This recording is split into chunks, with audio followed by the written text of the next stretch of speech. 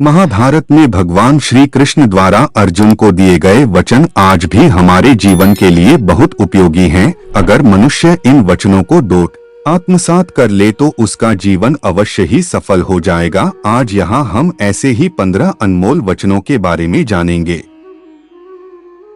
एक व्यक्ति को उसके कर्म का फल उसी तरह ढूंढ लेता है जैसे कि कोई बछड़ा सैकड़ों गायों के बीच अपनी मां को ढूंढ लेता है। दो आत्मा ना तो जन्म लेती है और ना ही मरती है, ना ही इसे जलाया जा सकता है, ना ही इसको भिगोया जा सकता है। आत्मा अमर और अविनाशी है।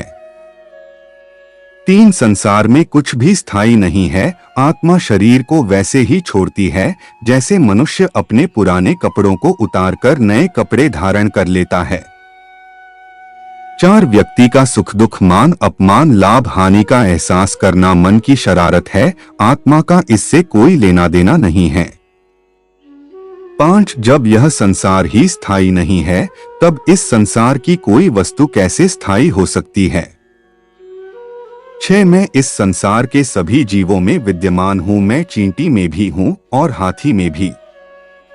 7, संसार के सारे रिश्ते नश्वर हैं और केवल शरीर से जुड़े हुए हैं। जैसे ही व्यक्ति की मृत्यु होती है और आत्मा शरीर को छोड़ देती है, आत्मा का शरीर से जुड़े रिश्तों से कोई नाता नहीं रहता।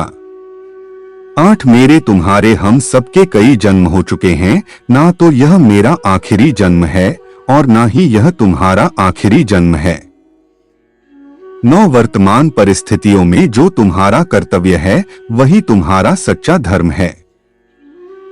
10, मैं किसी व्यक्ति के भाग्य का निर्माण नहीं करता और ना ही किसी को कर्म फल देता हूँ। व्यक्ति या जीव के कर्म ही उसके भाग्य का निर्माण करते हैं। 11, क्रोध मनुष्य का सबसे बड़ा शत्रु होता है। क्रोध के कारण मनुष्य की सोचने समझने की शक्ति नष्ट हो जाती है और उस व्यक्ति के पतन में ज्यादा समय नहीं लगता है। 12, मनुष्य कर्म करने से कभी छुटकारा नहीं पा सकता, इसलिए हमें हमेशा कर्म करते रहना चाहिए क्योंकि कर्म के बिना हमारे शरीर का निर्वाह नहीं हो सकता है। 13, परिवर्तन होना ही इस संसार में स्थायी है, इसलिए मनुष्य को परिवर्तन से कभी नहीं घबराना चाहिए। 14, मनुष्य का अपने मन को नियंत्रित रखना किसी घोड़े के नवजात शिशु को नियंत्रण में रखना जितना कठिन कार्य होता है। इंद्रियों के वश में होने से मनुष्य के जीवन में केवल विकार और परेशानियां ही आती है।